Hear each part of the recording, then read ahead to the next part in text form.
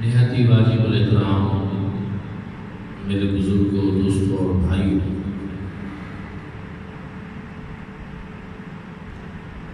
کچھ دنوں سے مسلسل کچھ خبریں گردش کر رہی ہیں کہ خلافت راشدہ کی طرز پہ جس ہستی نے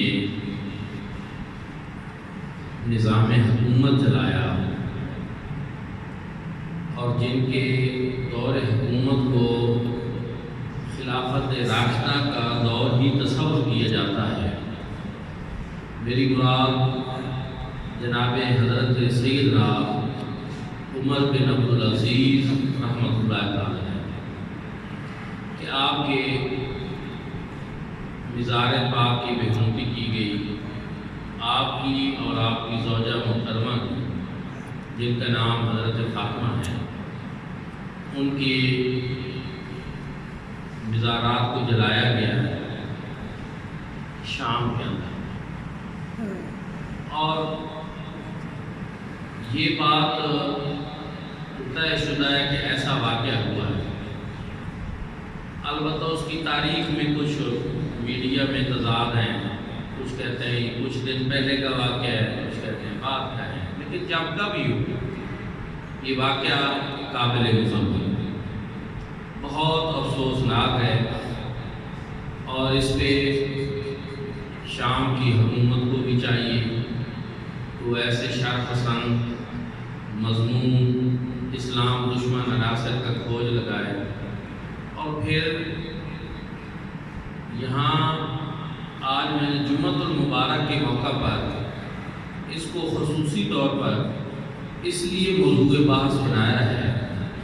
کہ ان چیزوں کا ہماری تاریخ، نفسیات اور آنے والی نسلوں پہ بڑا گہرا عمل رہا ہے کہ وہ شخصیات جو اسلامی تاریخ کی ہیرو ہیں ان کے ساتھ اس طرح کا یہ سلوک کیا جانا، یہ ایک اسپیشلی طور پر ایک سازش ہوتی ہے، لیکن اب ہم ایسی ہستیوں کے وہ کارنامے جو تاریخ میں ثابت ہیں، جو روشن مثال ہیں، جن پہ تاریخ فخر کرتی ہے، جن پہ ہماری آنے والی نسلیں بھی فخر کریں گی، ہم اپنے بچوں کو وہ بتاتے ہیں تاکہ ان کو بھی پتہ چلے کہ ہمارے بزرگ جو ہیں، ہمارے اسلاف جو ہیں، وہ تقویٰ میں، علم میں، عمل میں کس پائے کے لوگ تھے۔ حضرت عمر بن عبدالعزیز آپ وہ ہستی ہیں کہ جن کے بارے میں حضرت سیدنا فاروق اعظم رضی اللہ تعالی عنہ کو ترمذی شریف میں یہ روایت آپ کو خواب آیا کہ میری اولاد میں سے ایک ایسا بیٹا پیدا ہوا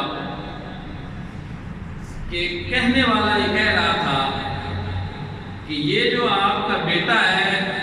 جب دنیا میں ظلم ہو رہا ہوگا تو اس وقت یہ دنیا کو عدل و انصاف سے بھر دے گا، اور اس کی نشانی یہ کہ ماتھے کے اوپر ایک زخم کا نشان، یہ نشانی ہوگا چہرے کے اوپر، پیشانی کے اوپر زخم کے نشان والا ہوگا۔ تو آپ حیران ہوئے، اور ساتھ یہ تھا کہ وہ بنو امیہ میں سے ہوگا، آپ کی اولاد میں سے اور پھر بنو امیہ میں سے ہوگا۔ بظاہر یہ بڑی مختلف بات تھی کہ اس دور میں حضرت فاروق اعظم رضی اللہ تعالی عنہ آپ کا مزاج، آپ کا معاملہ کچھ اور تھا، اور بنو امیہ جو ہیں اس دور میں وہ کچھ اور طرح کے تھے۔ تو آپ بہرحال حیران ہوئے اس خواب سے کہ یہ کیسا خواب مجھے ہے، لیکن یہ بات چلتی رہی۔ ایک واقعہ جو اس سے پہلے میں کئی مرتبہ یہاں بیان بھی کر چکا ہوں کہ جناب فاروق اعظم رضی اللہ تعالیٰ عنہ راتوں کو گشت لگایا کرتے ہیں شہر مدینہ میں کہ کسی کو کوئی تکلیف تو نہیں، پریشانی تو نہیں، کوئی کسی دکھ میں مبتلا تو نہیں۔ تو آپ چکر لگاتے تھے۔ تو ایک رات آپ ایک گھر کے پاس سے گزرے، وہاں ایک بڑھیا مائی اپنی بیٹی کو کہہ رہی تھی کہ بیٹی دودھ میں پانی ملا دو، دودھ زیادہ ہو جائے گا، پیسے زیادہ ملیں گے۔ تو اس صالحہ فطرت نوجوان بیٹی نے کہا امی جان میں دودھ میں پانی نہیں ملاؤں۔ شریعت مطہرہ نے منع کر رکھا ہے، اللہ اور اس کے رسول صلی اللہ علیہ وسلم کے احکامات یہ ہے کہ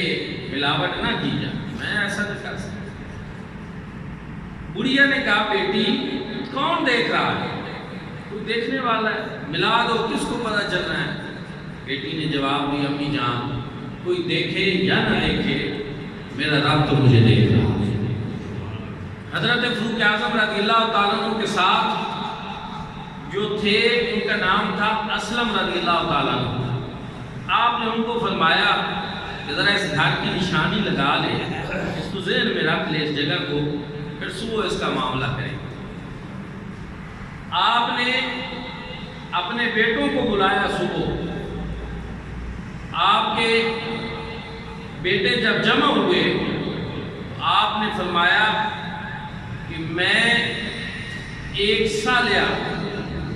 بیٹی کو جانتا ہوں اور میری یہ خواہش ہے کہ میرا کوئی بیٹا اس سے شادی کرے، تم میں سے کون شادی کے لیے تیار ہے؟ تو حضرت عاصم جو حضرت فاروق اعظم رضی اللہ تعالیٰ عنہ کے صاحبزادے تھے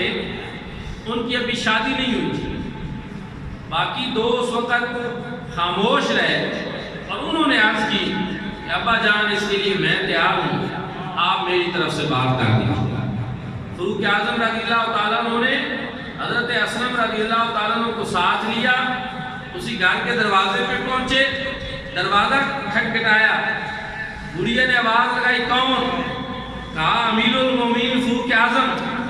عرض کی حضور کا آنا کیسے ہوا؟ کہا میں نے رات والی تمہاری گفتگو سنی ہے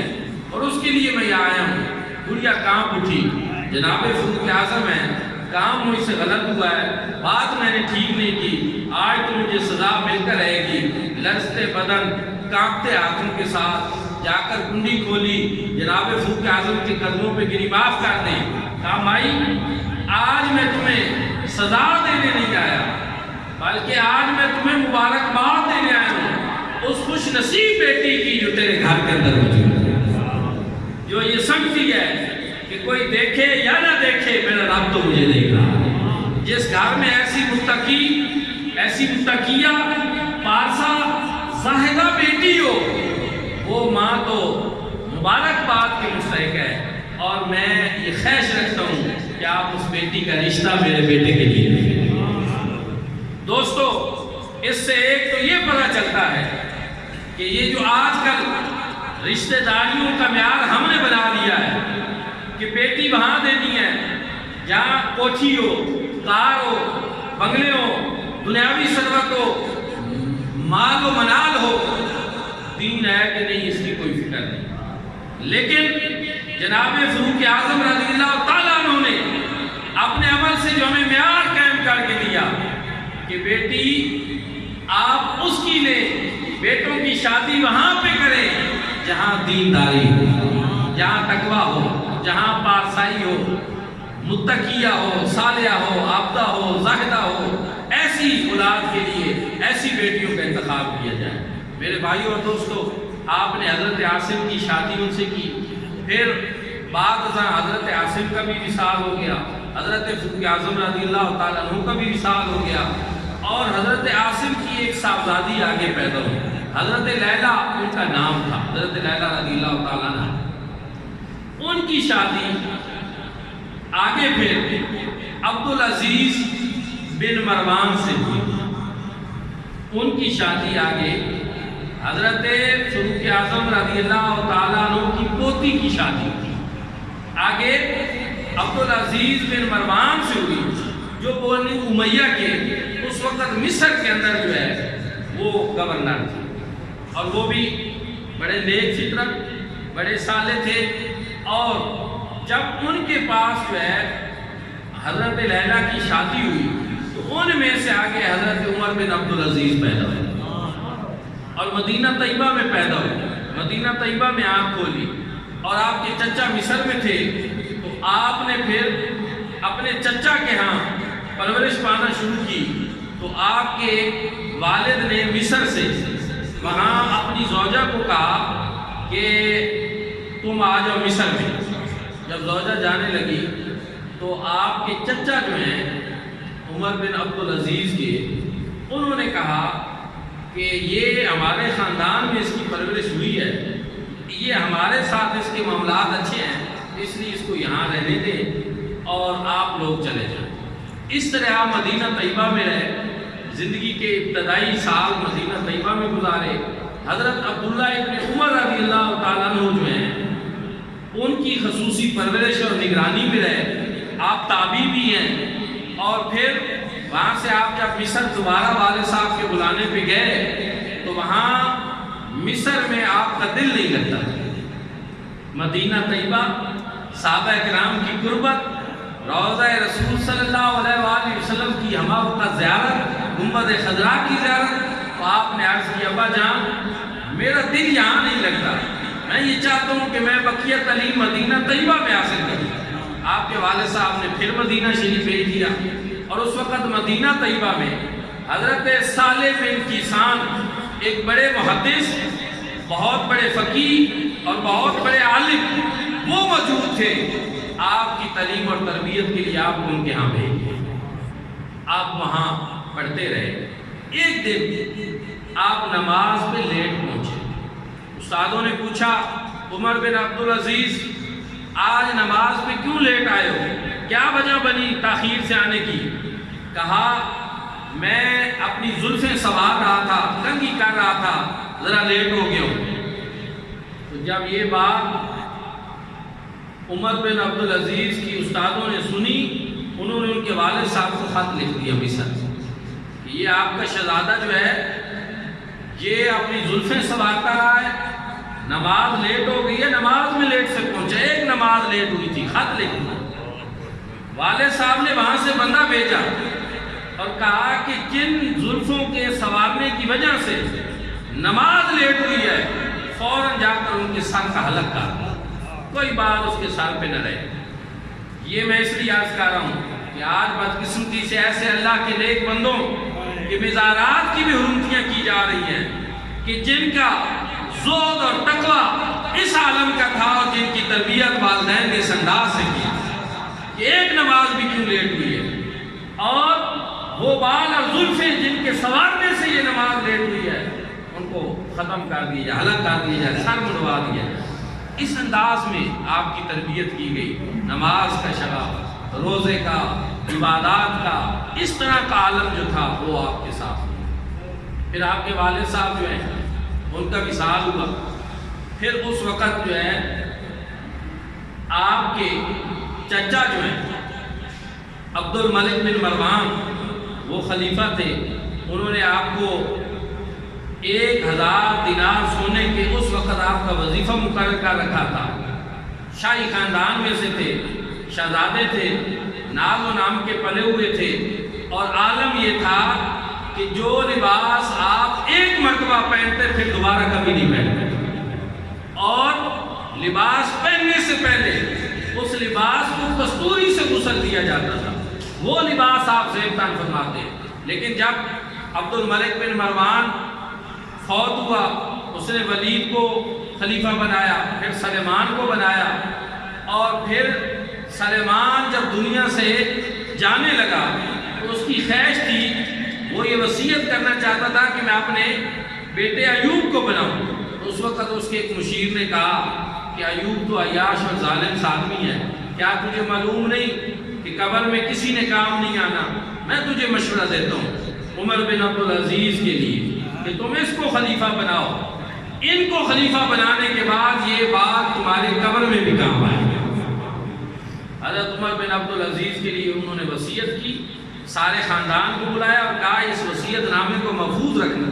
جب میں مر جاؤں تو اس پہ عمل کرنا۔ اب آپ ایک بات دیکھیں کہ وہ جو مشیر تھے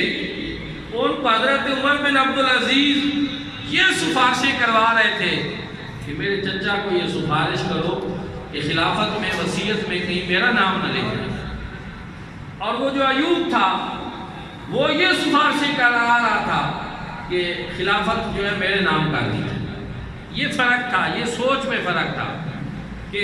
وہ تقویٰ،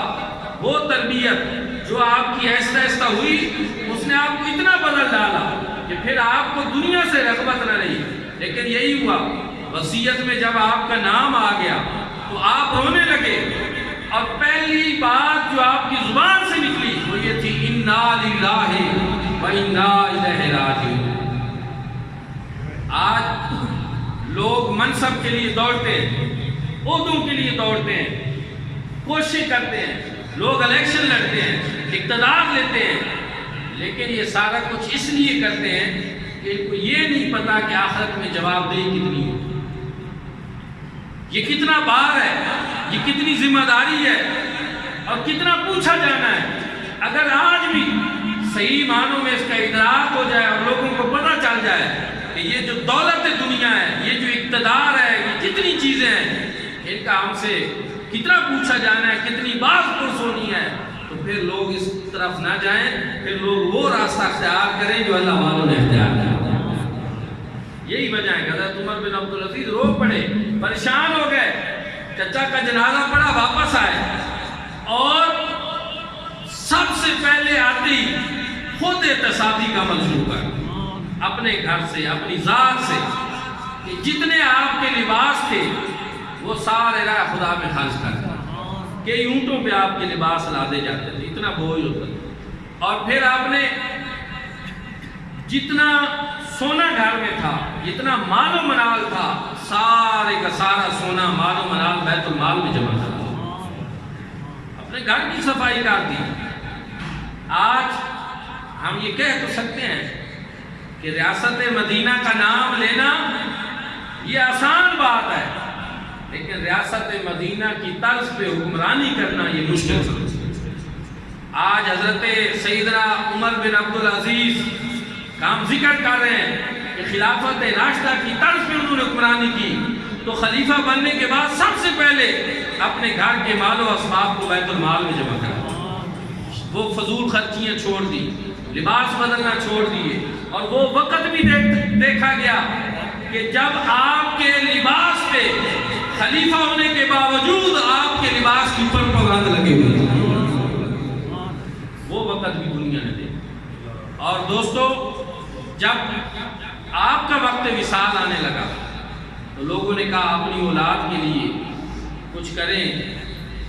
دوران خلافت تو آپ نے ان کو کوئی عیاشی کرنے نہیں دی، خلیفے کے بیٹے ہو کر بھی یہ اس طرح کی زندگی نہیں گزار سکے جس طرح گزارنی چاہیے تھی۔ تو آپ نے فرمایا نہیں، میں نے ان پہ کوئی ظلم نہیں کیا، میں نے ان پہ کوئی سختی نہیں کی، جو ان کا حق تھا وہ ان کو ملتا رہا، اور جو ان کا حق نہیں تھا وہ میں نے ان کو نہیں دیا، تاکہ کل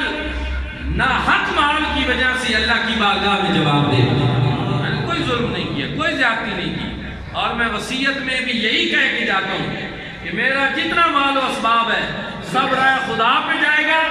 اور اگر میری اولاد متقی رہی، تقویٰ پہ رہی، تو تقویٰ والوں کے ساتھ رزق اللہ نے وعدہ کرا۔ وَمَن يَتَّقِ اللَّهَ يَجْعَل لَّهُ مَخْرَجًا وَيَرْزُقْهُ مِنْ حَيْثُ لَا يَحْتَسِبُ۔ پھر مجھے ان کی فکر کرنے کی ضرورت نہیں، اگر یہ متقی رہیں گے، تقویٰ والوں کا رزق اللہ کی طرف سے آتا ہے، اور اگر یہ متقی نہ رہے، عیاشیوں میں پڑ گئے اور بدکاریوں میں پڑ گئے اور گناہگار ہو گئے، تو پھر تو میں مال ویسے ہی ان کو نہیں دے جانا چاہتا، کیونکہ پھر یہ بدکاریاں اور عیاشیاں اور فضول خرچیاں جو ہیں وہ اس مال سے کریں گے جو میں دے کر جاؤں گا، وہ ان کے لیے اور برا ہوگا اور میرے لیے بھی برا ہوگا۔ اس لیے میں ان کو اللہ کے حال پہ چھوڑ کر جاتا ہوں۔ اور پھر دنیا نے دیکھا کہ وہ جو دیگر ان کے خاندان کے امیر لوگ تھے، ایک وہ وقت بھی آیا کہ وہ مانگنے کے لیے ان کے دروازے پہ جاتے تھے جو اپنی اولاد کو اللہ کے حال پہ چھوڑا تھا۔ مجھے حیرانی ہے کہ ہماری تاریخ ایسے واقعات سے بھری پڑی ہے کہ اللہ کے ایسے بندے جنہوں نے اس طرح حکمرانی کی، کوئی مال و اسباب جمع نہیں کیا اور اپنی اولاد کے لیے کچھ بھی چھوڑ کر نہیں گئے، حکمرانی میں ہوتے ہوئے بھی پھر اللہ پاک نے ان کی اولاد کو مالا مال کر دیا۔ اور دنیا میں ایسے بادشاہ اور قانون اور نمرود صرف تو گزرے ہیں جن کے خزانوں کی چابیاں 70 اونٹ ان کے بوجھ سے لگ جاتے تھے، لیکن مال و منال سمیت غرق ہو، کسی چیز نے فائدہ نہیں دیا۔ اس لیے یہ تاریخ سے ہمیں بھی سبق سیکھنا چاہیے۔ اس لیے اللہ کے وہ بندے، وہ ہستیاں کہ جنہوں نے اس طرح زندگی گزاری، ان کے مزارات کی بھی حرمتی ہو، ان کو جلایا جائے، اس سے ہماری بھی دل آزاری ہوئی ہے، پوری امت مسلمہ کی دل آزاری ہوئی ہے۔ ایک تو یہ بہت افسوسناک اور قابل مذمت بات